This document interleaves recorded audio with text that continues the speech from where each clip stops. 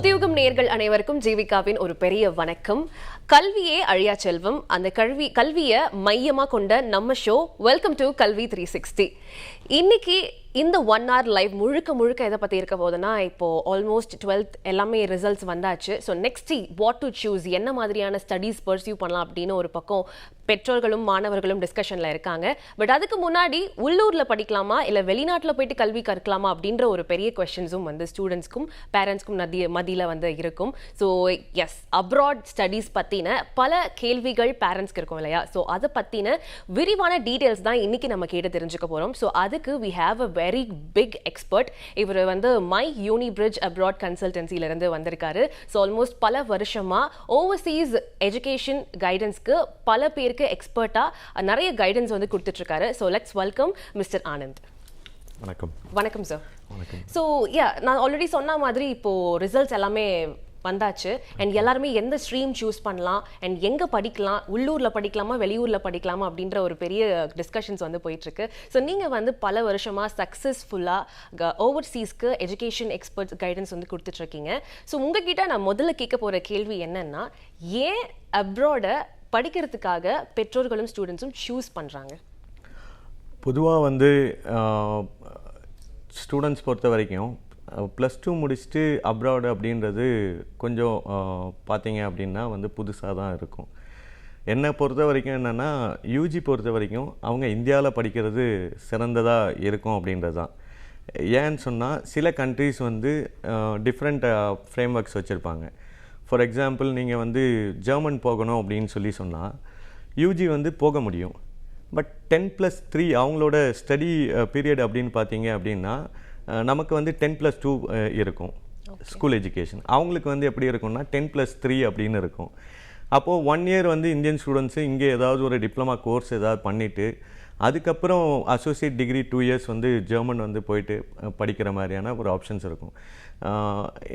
இந்த சென்ஸ் வந்து அப்படி பார்க்குறோம் அப்படின்னா, நம்ம ஸ்டூடெண்ட்ஸுக்கு +2 முடித்த உடனே போயிட்டு ஒரு கண்ட்ரியில் புதுசாக வந்து அவங்க ரூம்ஸு செக் பண்ணி அந்த கண்ட்ரியோட அந்த கிளைமேட்டிக் கண்டிஷன்ஸ் எல்லாத்துலேயும் கொஞ்சம் சிக்கலை வந்து சந்திக்க நேரிடும். அதனால் வந்து என்னென்னா, கொஞ்சம் மெச்சூர்டாகிட்டு பிஜிக்கு வந்து அவங்க வந்து அப்ராட் வந்து போகிறாங்க அப்படின்னா எந்த கண்ட்ரிஸ் வேணாலும் போகலாம். யூகே போகலாம், ஆஸ்திரேலியா போகலாம், any countries anywhere in the world they can travel.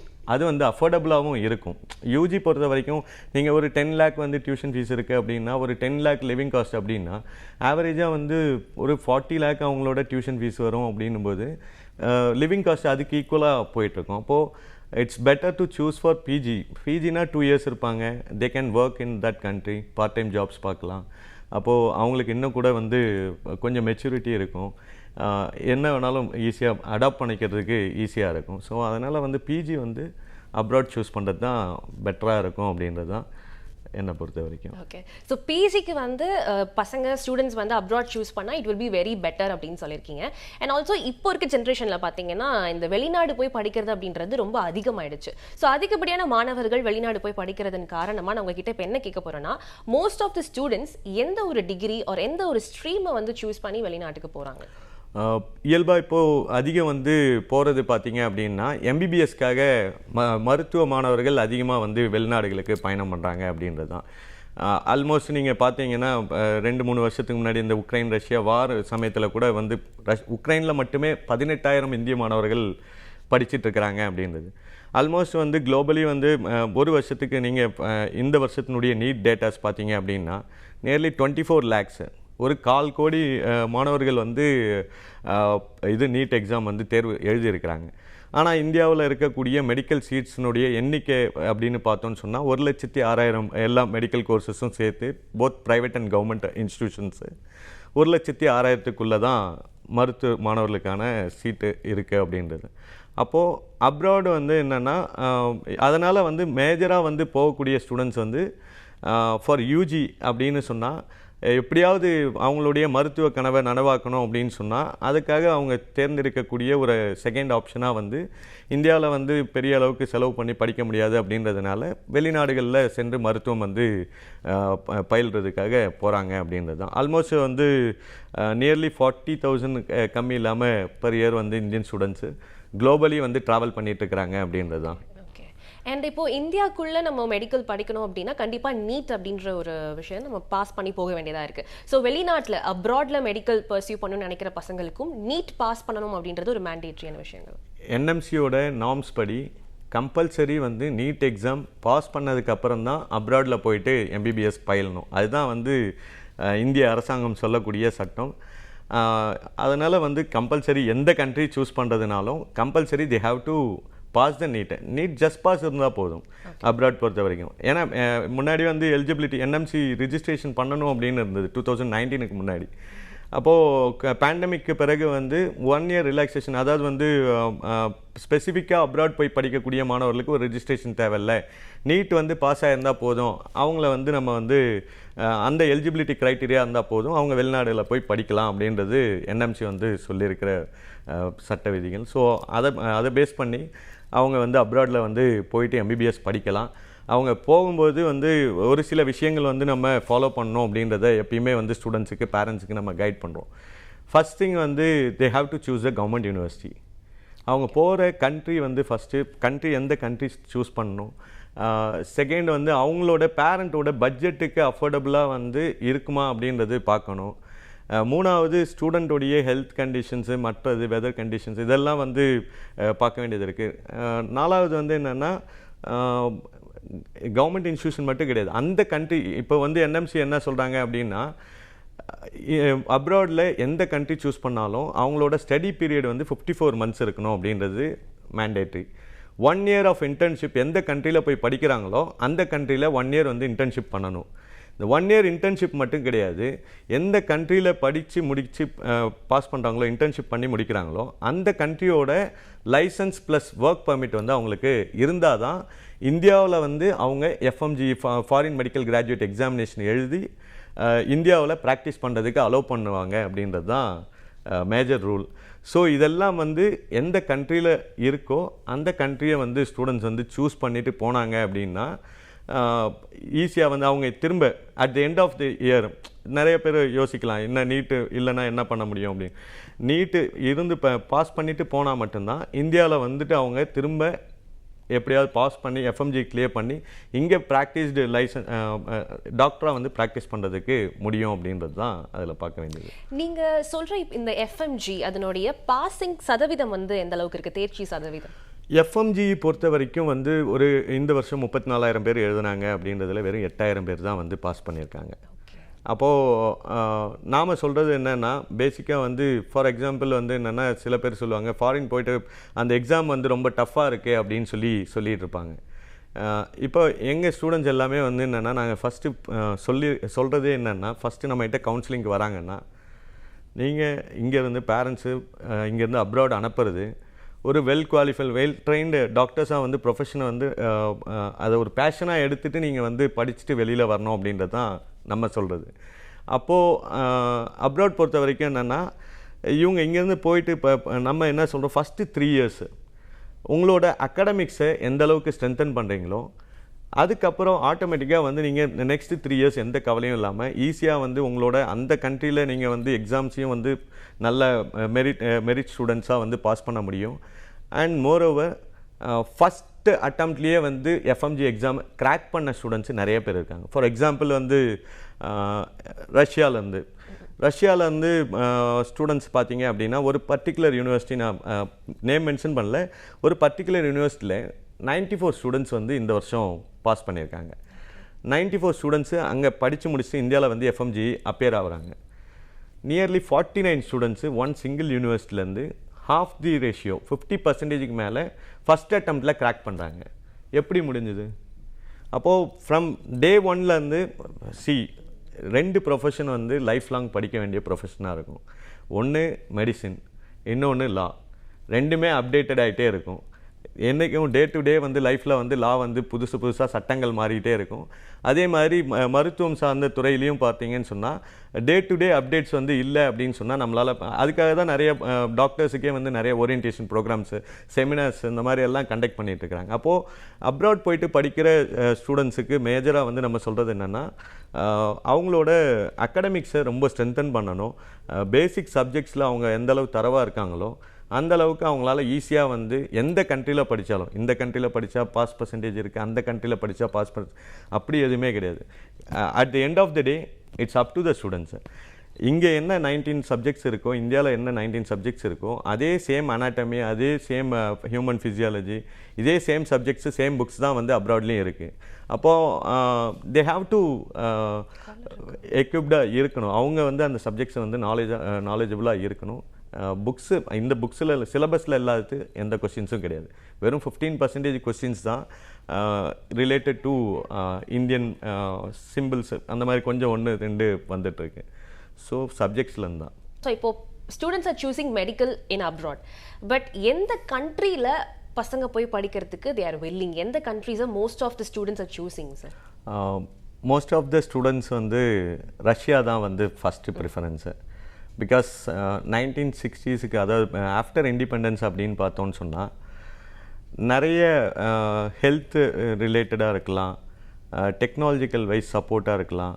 Soviet Russian government வந்து இந்தியாவோட ரொம்ப ஒரு ஃப்ரெண்ட்லியான ஒரு கவர்மெண்ட்டாக இருந்துட்டு இருந்தது.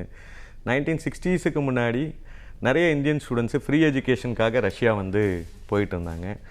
And still now also many courses வந்து ரஷ்யன் லாங்குவேஜில் படிக்கிறோம் அப்படின்னு சொன்னால் they will get a huge number of scholarships when they are studying in their own language. அப்போது ரஷ்யன் லாங்குவேஜில் படிக்கும்போது அவங்களோட டியூஷன் ஃபீஸே இல்லாமலே ஸ்காலர்ஷிப்பில் படிக்க முடியும். பட் ஆஃப்டர் 90s பிறகு ரஷ்யா ஃபஸ்ட்டு ப்ரிஃபரன்ஸ் வந்து இந்தியாவிலேருந்து நிறைய ஸ்டூடெண்ட்ஸ் போயிட்டுருக்காங்க. Even we are doing admissions for Russia. Major students வந்து ரஷ்யா போயிட்டுருக்காங்க. உஸ்பெகிஸ்தானை சூஸ் பண்ணுறாங்க. ரஷ்யாவிலேருந்து பிரிஞ்சு வந்த காமன்வெல்த் கண்ட்ரிஸ்ன்னு நம்ம சொல்லுவோம். இந்தியாவிலேருந்து அதிகம் போகக்கூடிய ஸ்டூடெண்ட்ஸ் வந்து ஃபஸ்ட்டு ரஷ்யா போனாலும், செகண்ட் வந்து உஸ்பெகிஸ்தான், கசகிஸ்தான், சென்ட்ரல் ஏஷியன் கண்ட்ரிஸ்ன்னு இதை நம்ம சொல்லுவோம். அதே மாதிரி ஜார்ஜியா போயிட்டுருக்காங்க, அர்மேனியா போகிறாங்க, பெலாரஸ், மல்டோவா, அதே மாதிரி செர்பியா, இந்த மாதிரி கண்ட்ரிஸ் எல்லாமே வந்து சூஸ் பண்ணிகிட்ருக்காங்க. போஸ்னியா, இந்த மாதிரி பங்களாதேஷ் பக்கத்துலேயே, இந்தியாவுக்கு பக்கத்துலேயே இருக்குது அப்படின்னு சொல்லிட்டு பங்களாதேஷ் போகிறாங்க, நேபாள் போயிட்டுருக்காங்க. And all over the world எல்லா இடத்துலையும் education wise same syllabus, WHO, NMC என்ன நார்ம்ஸ் வந்து ஃபாலோ பண்ணுறாங்களோ அதே தான் எல்லா இடத்துலையுமே. இங்கே என்ன 19 சப்ஜெக்ட்ஸ் இருக்கோ அதே தான் எல்லா கண்ட்ரீஸ்லையுமே ஃபாலோ பண்ணுறது. இப்போ NMC சொல்கிறது படி அந்த கண்ட்ரியில் அந்த கண்ட்ரியோட பேஷன்ஸு CRI வந்து கம்பல்சரி ரொட்டேஷன்ஷிப் வந்து பண்ணணும். அப்போது இதெல்லாமே வந்து எந்த கண்ட்ரியில் அலோவ் பண்ணுறாங்க, எந்த கண்ட்ரியில் லைசன்ஸ் ஈஸியாக கிடைக்குது, இதெல்லாம் நம்ம வந்து அட்வைஸ் பண்ணி ஸ்டூடெண்ட்ஸ் வந்து கண்ட்ரி சூஸ் பண்ணுறது இன்னும் பெட்டராக இருக்கும். காஸ்ட் ஆஃப் எஜுகேஷன் வைஸ் வந்து ரொம்ப எக்ஸ்பென்ஸ் வந்து கம்மி அப்படின்னு சொன்னால் ரஷ்யா தான். ஸோ அதுக்காக ரஷ்யா வந்து ஃபஸ்ட்டு ப்ரிஃபரன்ஸு எல்லா பேரண்ட்ஸுமே போகிறது ரஷ்யா தான். அதுக்காக வந்து காஸ்ட் கம்மியாக இருக்குது, அதனால் வந்து ஸ்டடீஸ் வந்து குவாலிட்டி இல்லாமல் இருக்குமோ அப்படின்றதெல்லாம் இல்லை. என்னென்னா அங்கே இருக்கக்கூடிய யூனிவர்சிட்டிஸ் எல்லாமே கவர்மெண்ட் யூனிவர்சிட்டிஸ், பெரிய பெரிய யூனிவர்சிட்டிஸ். இப்போ ஃபார் எக்ஸாம்பிள் ஒரு யூனிவர்சிட்டி இருக்குது அப்படின்னா அந்த யூனிவர்சிட்டி கீழே அந்த யூனிவர்சிட்டிக்கு உள்ளே இருக்கக்கூடிய ஹாஸ்பிட்டல்ஸ் நியர்லி 16+ ஹாஸ்பிட்டல்ஸ் இருக்கும். So campus is around 3000 acres campus. அந்த மாதிரி தான் பெரிய பெரிய நம்ம ஊரில் நீங்கள் இப்போ பாண்டிச்சேரி, இப்போ நான் பாண்டிச்சேரி பேஸ்டாக இருக்கிறதுனால சொல்கிறேன். பாண்டிச்சேரி யூனிவர்சிட்டி பார்த்தீங்கன்னாக்கா சென்ட்ரல் யூனிவர்சிட்டி கேம்பஸோட டோட்டல் ஏக்கர்ஸ் 825 ஏக்கர்ஸ் தான். அதுவே பார்த்தீங்கன்னா ஒரு 5-6 கிலோமீட்டர்ஸ் இருக்கிற மாதிரி தெரியும் ரேடியஸு. அப்போது ஒரு 3000 ஏக்கர்ஸ் பெரிய கேம்பஸ்ஸு. அந்த கேம்பஸில் வந்து ஒரு டிபார்ட்மெண்ட்ஸும் செப்பரேட் டிபார்ட்மெண்ட்ஸாக இருக்கும். ரேடியாலஜின்னு சொன்னால் செப்பரேட் ரேடியாலஜி மட்டும் செப்பரேட்டாக இருக்கும். இப்போ கார்டியாலஜின்னு சொன்னால் கார்டியாலஜிக்கு செப்பரேட் பிளாக் இருக்கும். ஸோ ஒவ்வொரு ஸ்பெஷலைசேஷனுக்கும் ஒரு டிபார்ட்மெண்ட்ஸு செப்பரேட் பில்டிங்ஸாக இருக்கும் அப்படின்றது தான். ஸோ ஸ்டூடெண்ட்ஸுக்கும் வந்து நிறைய இன்னும் வாஸ்ட்டாக வந்து அந்த சப்ஜெக்டில் இன்டெப்த்தாக வந்து போய் படிக்கிறதுக்கு வந்து அவங்களுக்கு இன்னும் பெட்டர் ஆப்ஷன்ஸாக இருக்கும் அப்படின்றது தான். For example teacher students ratio நம்ம ஊரில் பார்த்தீங்க அப்படின்னா நம்ம ஆர்ட்ஸ் காலேஜ்னாக்கா 40:1 இருக்கும், 40 இல்லை 60:1 இருக்கும். இன்ஜினியரிங் ஆர்ட்ஸ் எல்லாமே பார்த்தீங்கன்னா ஃபார் மெடிசின் 150:1 ப்ரொஃபஸர் இருப்பாங்க. அங்கே அப்படி கிடையாது. 15 ஸ்டூடெண்ட்ஸுன்னு சொன்னால் அது வந்து ஒரு பேட்ச்சு. 15 ஸ்டூடெண்ட்ஸுக்கு ஒரு ப்ரொஃபஸர் இருப்பாங்க. அந்த 15 ஸ்டூடெண்ட்ஸுக்கு மட்டும்தான் அவங்க கிளாஸ் எடுப்பாங்க. இப்போது anatomy for example anatomy class இருக்குது அப்படின்னா அந்த ஒரு 2 hours அவங்களுக்கு வந்து இன்றைக்கி 2 hours அனாட்டமி கிளாஸ் இருக்குது அப்படின்னா அந்த 2 hours வந்து வெறும் 15 ஸ்டூடெண்ட்ஸ் தான் இருப்பாங்க. செப்பரேட் பேட்சஸாக தான் இருக்கும். ஸோ பர்சனலைஸ்டு அவங்களுக்கு வந்து சாய்ஸஸ் டீச்சர்ஸும் வந்து ஸ்டூடெண்ட்ஸ் மேலே கேர் எடுத்துக்க முடியும். அதே மாதிரி ஸ்டூடெண்ட்ஸுக்கும் வந்து எதுவும் மிஸ்டேக் பண்ணாக்கா அதை சொல்லி கொடுக்குறதும் ரொம்ப டீச்சர்ஸ் வந்து ரொம்ப கேரிங்காக வந்து சொல்லி கொடுக்குறதுலையும் பெஸ்ட் ஆப்ஷன்ஸு அப்ராட் இருக்குது அப்படின்றது தான். ஓகே. ஸோ அதே மாதிரி இப்போது அப்ராட் ஸ்டடீஸ் அங்கே போய் ஒரு படிப்பு படிக்கணும்னாலே செலவு அதிகமாக இருக்கும் அப்படின்ற ஒரு பேசிக் திங் தான் எல்லாருக்குமே தெரிஞ்சது. ஸோ அதுக்கு வந்து நீங்கள் எப்படி ஒரு கைடன்ஸ் தரீங்க இன் ஃபினான்ஷியல் வே ஒரு பேரண்ட்? பேசிக்காக என்ன கேட்டால் வந்து ஃபார் எம்பிபிஎஸ் ஸ்டடீஸ் அப்படி போகிறவங்க லோன் வந்து ஆப்ஷன்ஸ் வந்து சூஸ் பண்ணுறது அப்படின்றது அவாய்ட் பண்ணுறது பெஸ்ட்டு.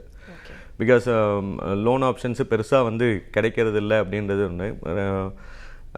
பெரிய அளவுக்கு உங்களுக்கு பட்ஜெட் அந்தளவுக்கு ரொம்ப அஃபோர்டபுள் இல்லாத ஒரு பட்ஜெட் கிடையாது. என்னென்னா 2 செமஸ்டராக வந்து நீங்கள் வந்து எல்லா யூனிவர்சிட்டிஸுக்குமே வந்து ஃபீஸ் வந்து பே பண்ண முடியும். ஃபார் எக்ஸாம்பிள் ரஷ்யா அப்படின்னு சொன்னாக்கா ஓவரால் எக்ஸ்பென்ஸ் ஃபஸ்ட் இயர் அவங்க போகிறதுக்கு வந்து including flight, including consultation, everything எல்லாம் அவங்களோட 1 இயர் ஃபுட்டு எல்லாமே சேர்த்தாலே வந்து பார்த்தீங்கன்னு சொன்னால் 6 lakhsல முடிஞ்சிடும். இட் டிபெண்ட்ஸ் கண்ட்ரி பொறுத்து. இப்போ உஸ்பெகிஸ்தான் அப்படின்னு சொல்கிறோம் அப்படின்னா உஸ்பெகிஸ்தான் பொறுத்த வரைக்கும் ஓவரால் எக்ஸ்பென்ஸ் வந்து ஒரு யூனிவர்சிட்டிக்கு ஒரு ஃபீஸ் ஸ்ட்ரக்சர்ஸ் இருக்கும். யூனிவர்சிட்டி வைஸ் டிஃபர் ஆகலாம். ஆவரேஜாக வந்து ரொம்ப லீஸ்ட் ஃபீஸ் அப்படின்னு சொன்னாக்கா அவங்களுக்கு இருக்கிற எக்ஸ்பென்ஸு 2.5 lakh வந்து ஆவரேஜாக வந்து ஒரு வருஷத்துக்கு டியூஷன் ஃபீஸ் இருக்கும். ஹாஸ்டல் ஃபீஸு ஒரு 20,000. Government hostel means 20,000. If it is in private hostel means 50,000 per year. அப்போது மந்த்லி ஃபுட் எக்ஸ்பென்ஸ் பொறுத்த வரைக்கும் ஆவரேஜாக வந்து பெர் மந்த் வந்து 8,000 to 10,000.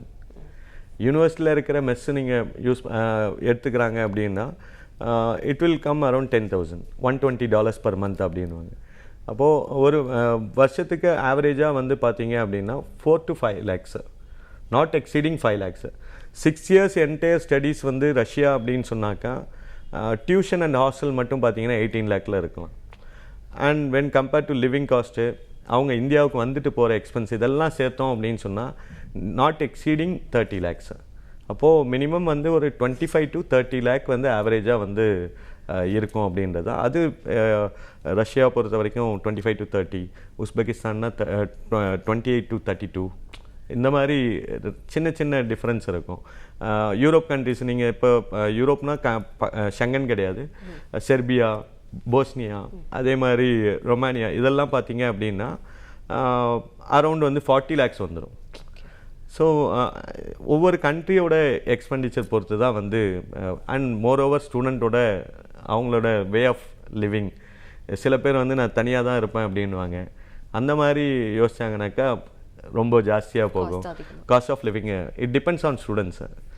இது நான் ஏன் கேட்குறேன்னா இப்போ லாஸ்ட் 1 year யூகேல போயிட்டு அவங்களுடைய பிஜிஸை பர்சியூ பண்ணுற நிறைய ஸ்டூடெண்ட்ஸ் வந்து அங்கேருந்து ரொம்ப கஷ்டப்பட்டு சொல்லிட்டு இருக்க ஒரு விஷயம், இங்கே விலைவாசி எல்லாமே ஏறி போயிடுச்சு, எங்களுக்கு எப்படி டேக்கிள் பண்ணுறது அப்படின்னு தெரியல அப்படின்னு. ஸோ அதனால தான் நான் இந்த கேள்வி கேட்டேன். ஆல்சோ நீங்கள் முன்னாடி மென்ஷன் பண்ணீங்க நம்ம ஊரில் இருக்க அதே 19 subjects தான் அப்ராட்லேயுமே வந்து கொடுக்குறாங்க ஃபார் மெடிக்கல் அப்படின்னு சொல்கிறீங்க. ஸோ ரெண்டுத்துக்குமே சேம் சப்ஜெக்ட்ஸ் தான், சேம் எல்லாமே தான் இருக்கும். பட் என்ன டிஃப்ரென்ஸ்க்காக அப்ராட் சூஸ் பண்ணுறாங்கன்னு நினைக்கிறீங்க?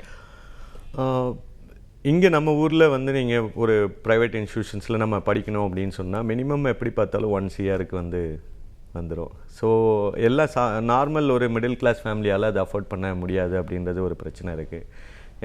எனக்கு வந்து என்னென்னா ஒரு பொண்ணு இருக்காங்க, ஒரு ஸ்டூடெண்ட் வந்து என்னென்னா 4 years முன்னாடி கால் பண்ணி பேசியிருந்தாங்க. அப்போது அன்னைக்கு அவங்க வீட்டில் வந்து அவங்க வந்து ஒரு கிராமத்து சர்க்கம்ஸ்டன்ஸ்லேருந்து வந்திருக்காங்க. அப்போது அவங்க வீட்டில் எவ்வளோ ஃபைட் பண்ணி பார்த்தாங்க, நான் அப்ராட் போய் எம்பிபிஎஸ் எனக்கு வந்து பேஷன் எம்பிபிஎஸ் தான் படிக்கணும் அப்படின்னு சொல்லிட்டு. இப்போது ஒரு பெரிய ப்ரெஸ்டீஜியஸ் இன்ஸ்டியூஷனில் வந்து நர்சிங் வந்து கம்ப்ளீட் பண்ண போகிறாங்க. அவங்க வீட்டில் அலோவ் பண்ணல, நர்சிங் வந்து சூஸ் பண்ணி முடிக்க போகிறாங்க. இந்த Februaryயோட முடியுது. அப்போது அந்த ஸ்டூடெண்ட்டை திரும்ப எனக்கு கால் பண்ணுறாங்க. என்ன ஞாபகம் இருக்கா சார்? ஏன் சொல்லுங்கள் அப்படின்னு. தெரியும், என்ன கால் பண்ணியிருக்கீங்களே சொல்லுங்கள், என்ன ஆப்ஷனுக்காக பேசுகிறீங்க அப்படின்னு. அப்போ அவங்க கேட்டது என்னென்னா நான் திரும்ப எம்பிபிஎஸ் படிக்கணும். அப்போ நான் சொன்னது பெட்டர், ஏமா நர்சிங் இல்லை, என்னோடய பேஷன் வந்து டாக்டர் ஆகணும். ஸோ அன்னைக்கு வீட்டில் அலோவ் பண்ணல, இப்போ வீட்டில் அலோவ் பண்ணுவாங்க. அப்போது வீட்டில் சொன்னதுக்காக நான் இதை படித்தேன். இப்போ நான் என்னோடய பேஷனுக்காக நான் படிக்கணும். ஸோ காஸ்ட்டு மற்றது காஸ்ட் வைஸ் எது அஃபோர்டபுளாக இருக்கும், அப்போது நான் அந்த பேஷன் நான் வந்து என்னோடய ட்ரீம் இதை வந்து நான் வந்து கம்ப்ளீட் பண்ண முடியாது, இது கம்ப்ளீட் பண்ணாமல் விட முடியாது. So I have to pursue MBBS in abroad at least. நாங்கள் முடிச்சுட்டு இங்கே வந்து நான் ப்ராக்டிஸ் பண்ணணும், என்னோடய வில்லேஜில் நான் வந்து என்னோடய ஊரில் ப்ராக்டிஸ் பண்ணணும் அப்படின்றது தான் அவங்க கேட்டது.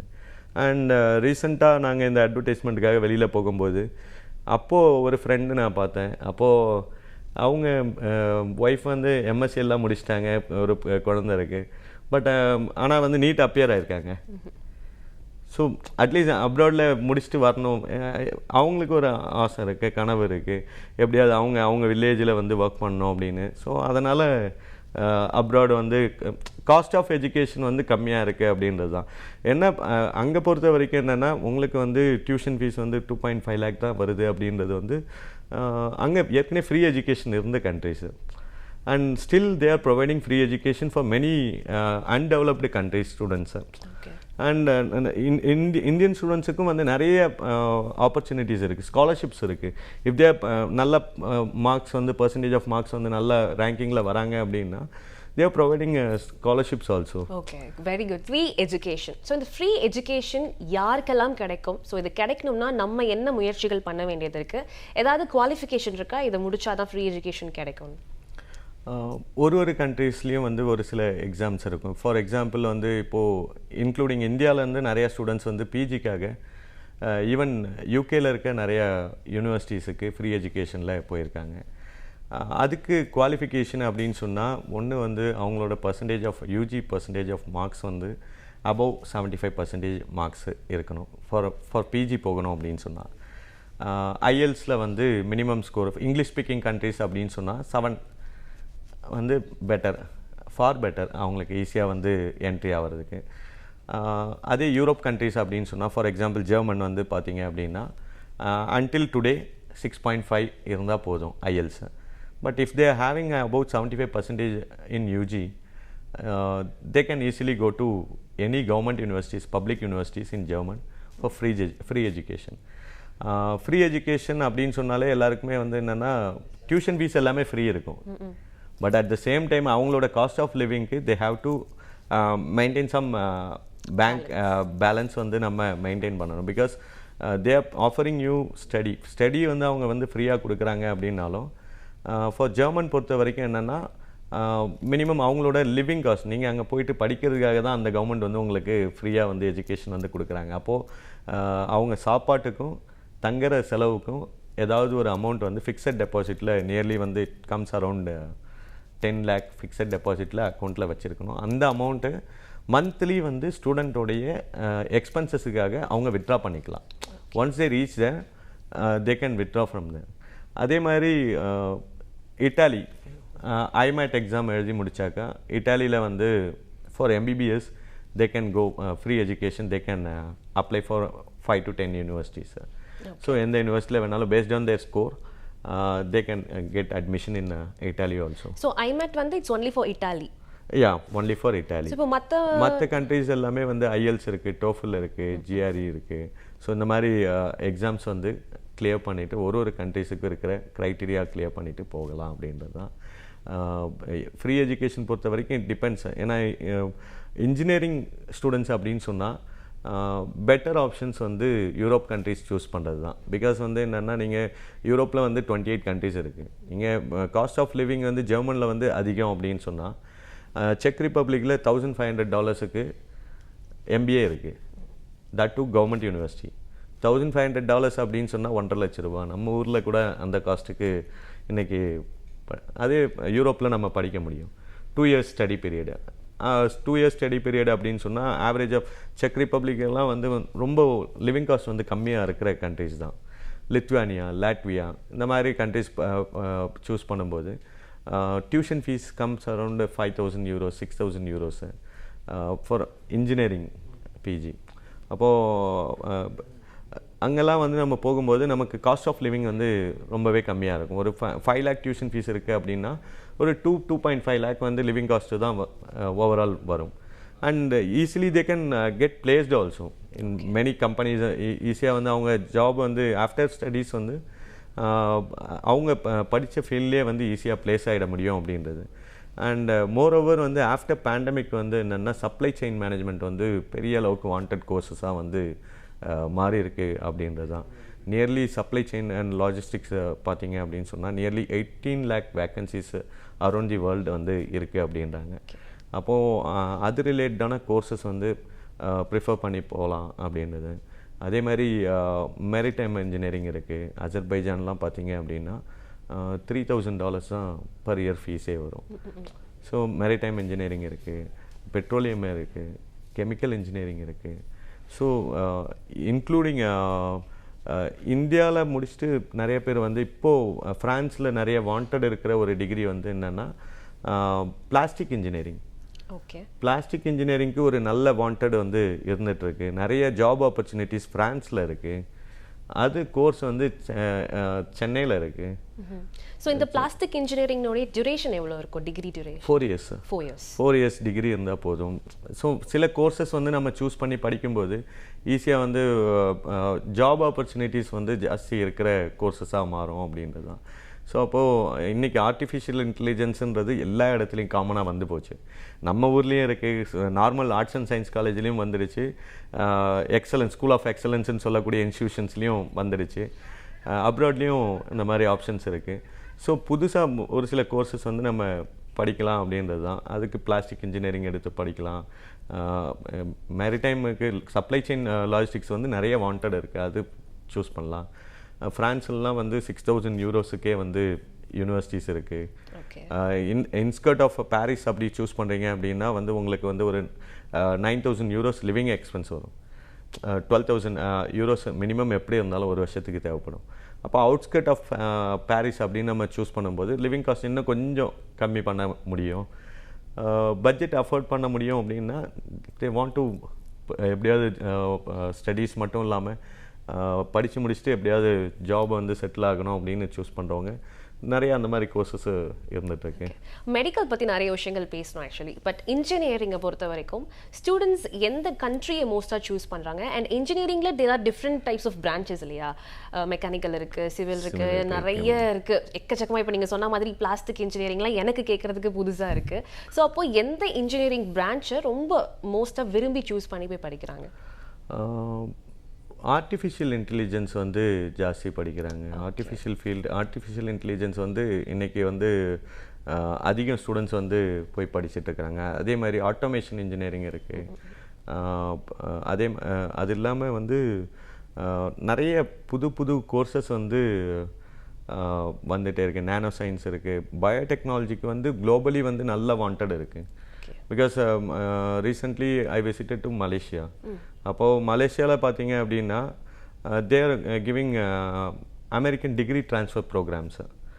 ப்ரோக்ராமோட இது என்னென்னா மெயினாக வந்து யார் சூஸ் பண்ணுறா அப்படின்னா நேபாள்லேருந்து, ஸ்ரீலங்காலேருந்து, சார்க் கண்ட்ரிஸ் ஸ்டூடெண்ட்ஸ் தான் வந்து அதிகம் வந்து மலேசியாவில் இருக்கிறது.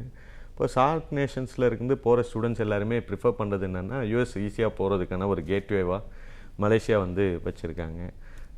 And when I was inside the university, அந்த யூனிவர்சிட்டி விசிட் பண்ணும்போது அப்போது அவங்க சொன்னது என்னென்னா பயோடெக்னாலஜி ஃபீல்டுக்கு வந்து நிறைய பயோமெடிக்கல் இன்ஜினியரிங்க்கு நிறைய பிஜி கோர்சஸ், எம்எஸ் வந்து ஃப்ரான்ஸ்லாம் நல்லாவே ரொம்ப அஃபோர்டபுள் ஃபீஸ் ஸ்ட்ரக்சர்ஸ்லேயே வந்து யூனிவர்சிட்டிஸ் இருக்குது. ஸோ பயோமெடிக்கல் இன்ஜினியரிங்க்கு வந்து யூரோப்பு போகலாம். Because after completing their PG they will definitely get placed in somewhere, or postdoctoral fellowship வந்து யூஎஸில் பண்ணலாம். தட் டூ வித் ஸ்காலர்ஷிப்போட நிறைய கண்ட்ரிஸ் வந்து ப்ரொவைட் பண்ணாங்க. ஈவன் யூஎஸ் நீங்கள் போகணும் அப்படின்னா not only choosing private universities, நம்ம சென்னையிலேருந்து தமிழ் மீடியம் ஸ்கூலில் படிச்சுட்டு போன ஸ்டூடெண்ட்ஸும் நான் பார்த்துருக்கேன். ஓகே.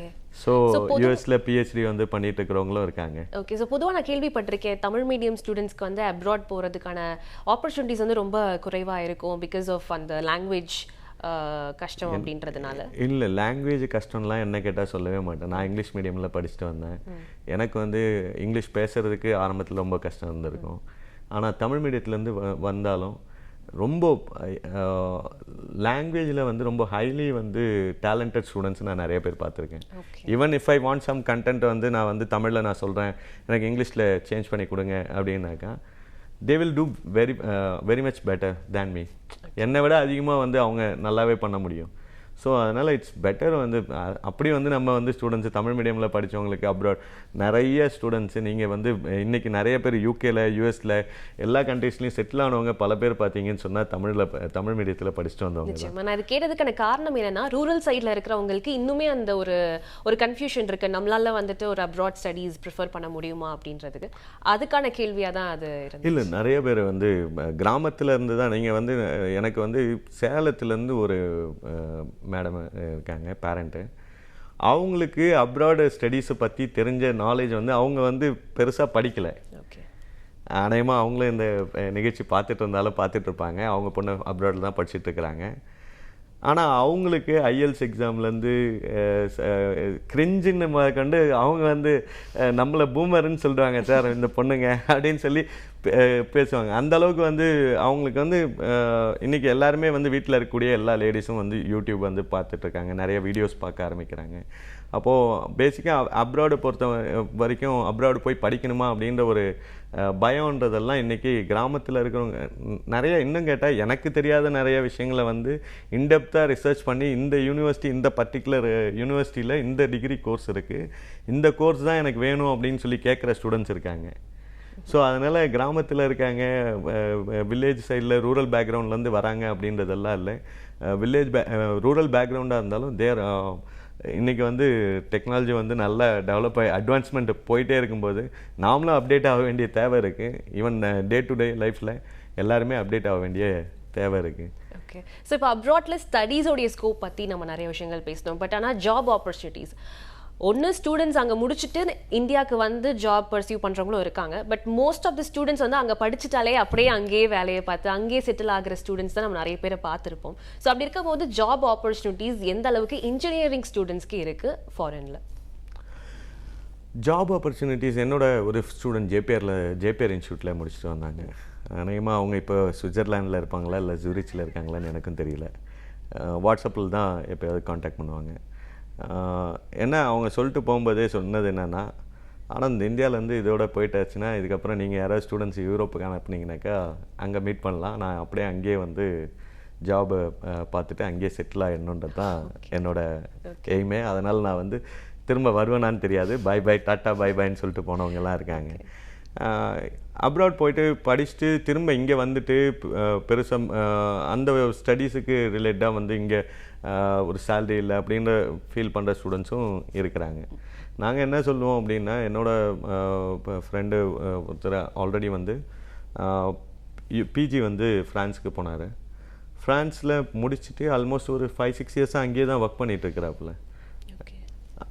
நிறைய ஜாப் ஆப்பர்ச்சுனிட்டிஸ் இருக்குது. ஆனால் அவன் ஃபஸ்ட்டு கேட்கும்போது என்னென்னா, போகும்போது என்னென்னா சில பேர் வந்து அண்ணா நான் இங்கேருந்து போயிட்டேன், வீடு ஏதோ செலவு பண்ணி என்னை அனுப்பிட்டாங்க, நான் வந்து எப்படியாவது வந்து இங்கே ஜாப் வந்து கிடச்சி செட்டில் ஆகணும். அப்போது எனக்கு கிடைச்ச எல்லா வேலையுமே நான் பார்த்தேன். எல்லா வேலையும் எதையும் வந்து நான் வந்து ஐயோ நாம் வந்து இன்ஜினியரிங் படிக்கிறோம் பிஜி படிக்கிறோம் அப்படின்லாம் நான் யோசிக்கல. எல்லாத்தையும் ஹோட்டல்ஸில் ரெஸ்டாரண்ட்ஸில் எல்லாத்துலேயும் ஒர்க் பண்ணியிருக்கேன். அண்ட் நவ் நான் வந்து ஒரு செஸ் கோச்சாக இருக்கேன் அப்படின்னு. நீ என்ன தம்பி சொல்கிற அப்படின்னு. சீரியஸ்லி நான் வந்து ஒரு 3-4 கிளப்ஸுக்கு வந்து நான் வந்து இப்போது ஸ்டூடெண்ட்ஸுக்கு கிளாஸ் வந்து டீச் பண்ணிகிட்ருக்கேன். ஆல்மோஸ்ட் வந்து ஒரு 3,000 யூரோஸ்க்கு மேலே பர் மந்த் வந்து இன்கம் இருக்குது.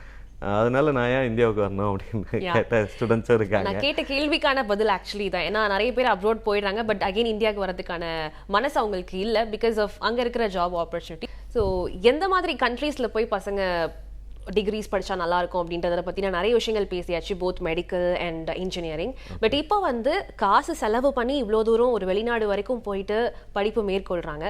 பட் அவ்வளோ காஸ்ட் கொடுத்து படிக்கிறதுக்கு அங்கே இருக்கிற இன்ஃப்ராஸ்ட்ரக்சர் வந்து எந்த அளவுக்கு குவாலிட்டியாக இருக்கும் அப்படின்ற கேள்வி பல பேரண்ட்ஸோடைய மத்தியில் இருக்கும். ஸோ அதுக்கான பதில் பொதுவாகவே வந்து மேற்கத்திய நாடுகள் அப்படின்னாலே வந்து அப்ராட் ஃபாரின் கண்ட்ரிஸ் பொறுத்த வரைக்கும் ரொம்பவே அட்வான்ஸ்டாக தான் இருக்காங்க அப்படின்றது. நீங்கள் எல்லா விஷயத்துலையுமே சரி, நீங்கள் புதுசாக ஒரு கண்டுபிடிப்புகள் எதுவாக இருந்தாலும் முதல்ல நம்ம இங்கே யூஸ் பண்ணுற மொபைல் ஃபோன்ஸை இப்போ 5G நெட்வொர்க் எல்லாம் நம்ம இப்போ தான் யூஸ் பண்ண ஆரம்பிச்சிருக்கோம். இன்னும் நமக்கு முழுசாக எல்லா கிராமங்களுக்கும் போய் சேர்ந்துருக்கான்னு கேட்டால் கிடையாது. அங்கே பார்த்தீங்கன்னாக்கா வந்து ஒரு 4-5 இயர்ஸுக்கு முன்னாடியே வந்து அதெல்லாம் பார்த்துட்டாங்க. ஸோ அட்வான்ஸ்மெண்ட்ஸை பொறுத்த வரைக்கும் எஜுகேஷன் சிஸ்டம் எல்லாமே பார்த்தீங்க, இன்ஃப்ராஸ்ட்ரக்சர்ஸ் எல்லாமே பார்த்தீங்கன்னு சொன்னால் 10 years far away from India. இன்னும் 10 வருஷம் ஆகும் இந்தியாவில் நமக்கு அந்த அளவுக்கு அட்வான்ஸ்மெண்ட்ஸ் வர்றதுக்கு. ஏன்னா ஸ்மார்ட் கிளாஸ் ரூம்ஸாக இருக்கலாம், டிஜிட்டலைஸ்டு டெக்ஸ்ட் புக்ஸாக இருக்கலாம், எல்லாமே வந்து டிஜிட்டலைஸ்டாக வந்து அவங்க ஆல்மோஸ்ட் ஒரு 5-6 இயர்ஸ் முன்னாடிலேருந்தே இருக்காங்க. அதே மாதிரி மிஷினரிஸ் வைஸ், டெக்னாலஜி வைஸ் எல்லாமே வந்து அப்ராட் பொறுத்த வரைக்கும் அட்வான்ஸ்டாக தான் இருந்துகிட்ருக்குறாங்க அப்படின்றது பொறுத்த வரைக்கும், அப்ராட் பொறுத்த வரைக்கும். அண்ட் மற்றபடி இப்போ மெடிக்கல்னு எஸ்பெஷலி MBBS அப்படின்னு எடுத்துக்கிட்டோன்னா, ஸோ ஒரு டாக்டருக்கு படிக்கிற அந்த ஒரு இன்ஃப்ராஸ்ட்ரக்சர்ஸ்லாம் எப்படி இருக்கும்? அவங்களுக்குன்னு ஸ்பெஷலைஸ்டாக ஏதாவது விஷயங்கள் வந்து வழங்குறது அந்த மாதிரி ஏதாவது இருக்கா? ஃபார் MBBS எஜுகேஷன் பொறுத்த வரைக்கும் என்னென்னா, எல்லா especially Commonwealth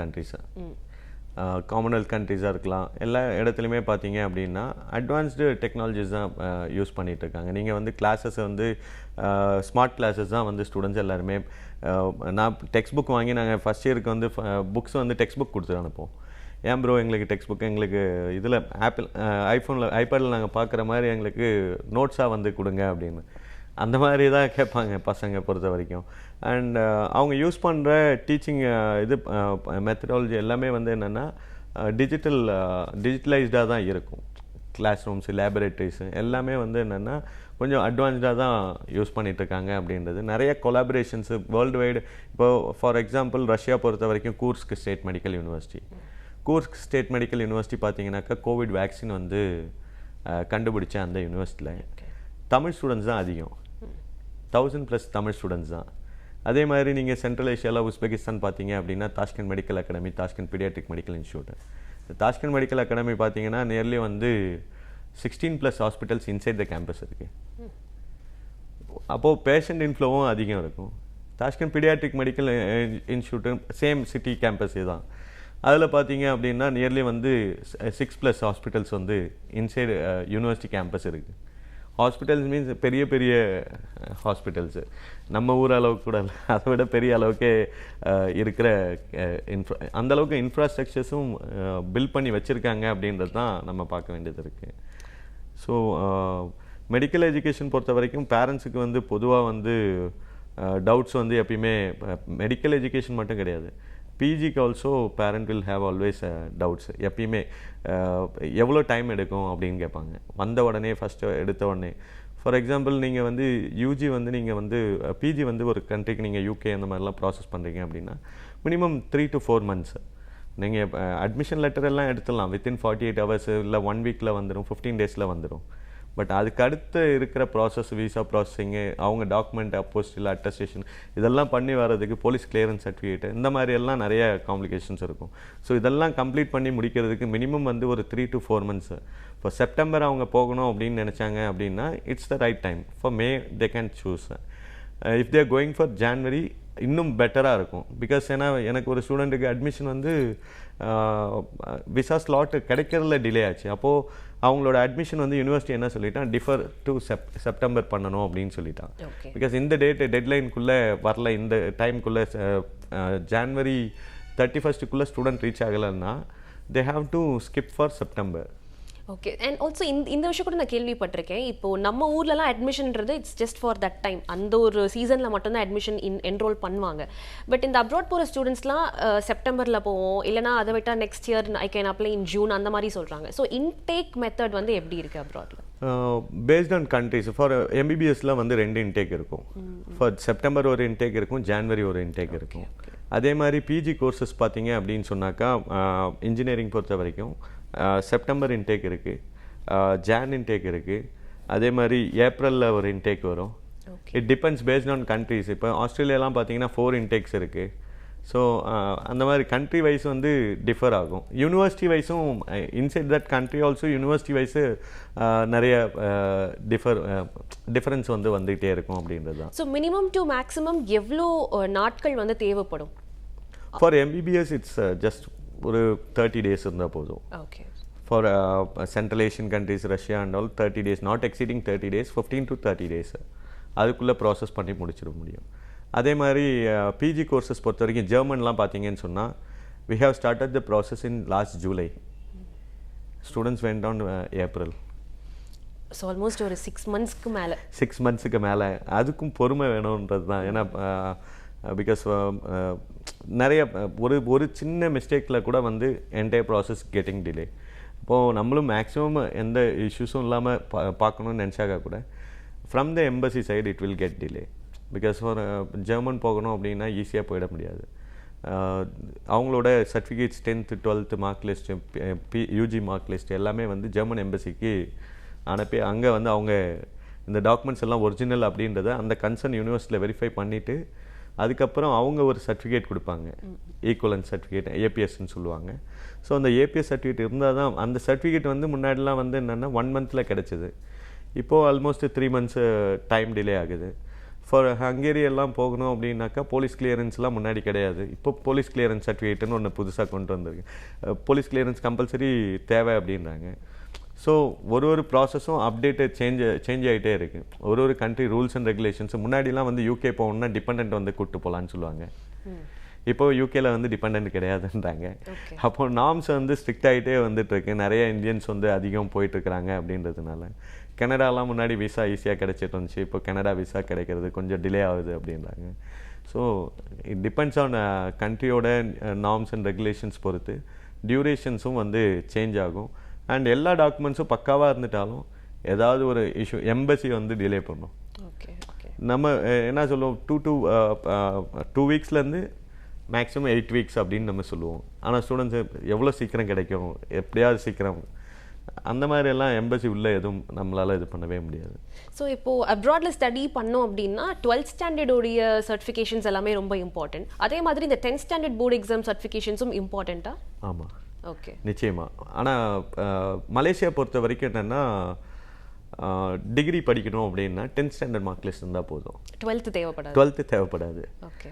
because 10th pass பண்ணியிருந்தாலே போதும். They can go to Malaysia for getting a degree.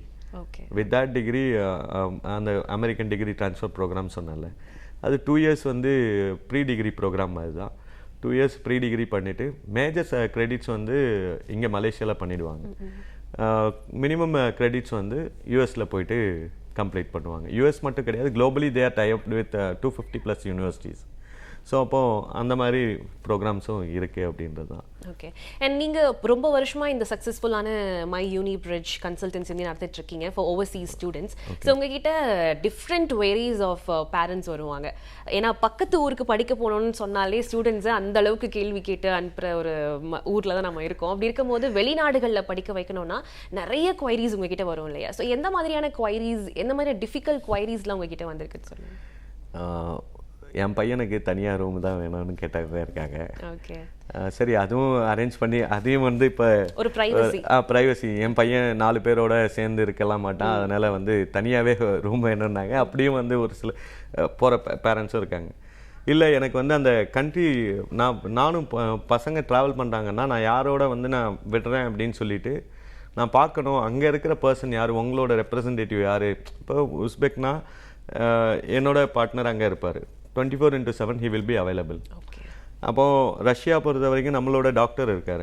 நம்மளோட இன்னொரு டாக்டர் வந்து டாக்டர் சந்தோஷ்னு சொல்லிட்டு PhD எமர்ஜென்சி மெடிசின் வந்து ரஷ்யாவில் பண்ணிகிட்ருக்காரு. So he will be available 24/7 for our students. For German, our persons are there in German. UAE பொறுத்த வரைக்கும் நம்ம பர்சன்ஸ் இருக்காங்க. ஃபார் மெடிசின் பொறுத்த வரைக்கும் எஸ்பெஷலி கேர்ள்ஸ் ஸ்டூடெண்ட்ஸ்ன்னு வரும்போது பேரண்ட்ஸ் வந்து நாங்கள் ட்ராவல் பண்ண முடியுமா அப்படின்னு கேட்பாங்க. சில பேரண்ட்ஸு ட்ராவல் பண்ணியும் இருக்காங்க. லாஸ்ட் இயர் கூட என் கூட வந்து ஒரு 2-3 பேரண்ட்ஸ் வந்துட்டு போயிருக்காங்க. வந்துட்டு ஒரு பேரண்ட்டு யூனிவர்சிட்டி, ஹாஸ்பிட்டல்ஸு அங்கே இருக்கக்கூடிய ஸ்டூடெண்ட்ஸ் எல்லாரோடையும் இன்ட்ராக்ட் பண்ணி முடிச்சுட்டு அதுக்கப்புறம் அட்மிஷன் எடுத்து அட்மிஷன் பண்ணவங்களும் இருக்காங்க. இட் டிபெண்ட்ஸ் அவங்களோட சேஃப்டி. பிகாஸ் அதெல்லாமே விசிட் பண்ணி Indian mess, Indian food restaurant எங்கே இருக்குது அப்படின்னு தேடி போகிறவங்க இருக்காங்க. பிகாஸ் எல்லா ஊர்லேயுமே நீங்கள் யூரோப் கண்ட்ரீஸ்லாம் பார்த்தீங்கன்னா சில கண்ட்ரிஸ் நீங்கள் நம்மளால் போயிட்டு ஃபஸ்ட்டு கொஞ்ச நாள் வந்து நம்ம சர்வே பண்ணுறது இந்தியன் மெஸ்ஸு, இந்தியன் ஃபுட் இல்லை அப்படின்னா சர்வே பண்ணுறதுன்றது கொஞ்சம் கஷ்டம்தான். அப்போது பேசிக்காக 12th வரைக்கும் வீட்டு சாப்பாடே சாப்பிட்டு வந்த ஸ்டூடெண்ட்ஸுக்கு அப்ராடில் ஒரு MBBS அப்படிலாம் போகிறாங்க அப்படின்னா அட்லீஸ்ட் இந்தியன் ஃபுட்டு கிடச்சிது அப்படின்னு சொன்னால் தே கேன் மேனேஜ். அதர்வைஸ் வந்து பசங்க மோஸ்ட்டாக வந்து ரஷ்யா பொறுத்த வரைக்கும் என்னென்னா we will prefer self cooking தான். யூனிவர்சிட்டிலே வந்து நீங்கள் ஹாஸ்டலில் வந்து குக் பண்ணிக்கலாம். கேஸ் இருக்கும், காமன் கேஸஸ் வந்து ப்ரொவைட் எல்லா ஸ்டூடெண்ட்ஸுமே குக் பண்ணிக்க முடியும். ஸோ பேசிக்காக ரஷ்யா போகிற எல்லாருக்கும் அட்வைஸ் பண்ணுவோம், செல்ஃபாக குக் பண்ண தெரியுமா அப்படின்னும். இல்லை எனக்கு குக் பண்ண தெரியாதுன்னு சொன்னால் அதுக்கு தகுந்த மாதிரி மெஸ் இருக்கிற யூனிவர்சிட்டிஸாக வந்து சூஸ் பண்ணி. ஸோ உங்ககிட்ட பேசுனதுலேயே நிறைய விஷயங்கள், எவ்வளோ கேள்விகள் பேரண்ட்ஸ் கிட்ட இருக்குது, ஸ்டூடெண்ட்ஸ் கிட்ட இருக்குது, அப்ராட் போய் படிக்கணும் அப்படின்றது எனக்கு புரிஞ்சுது.